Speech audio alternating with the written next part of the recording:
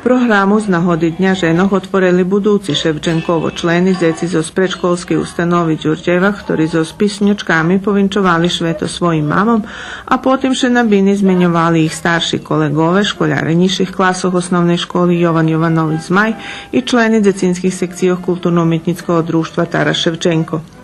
Kje dlho ste še pririhtovali za tot koncert? Nie trebalo nam velja. A za koho koncert tot napraveni? Za 8. mare, za mamo. Kto vas učil toti tanci i špivanki?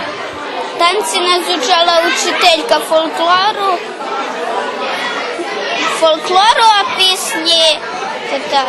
a pisnje učiteljka u školi. Na programi učestvovali 2 tamburovo orkestri, 2 folklorni sekciji, daskelja špivatski grupi i recitatore.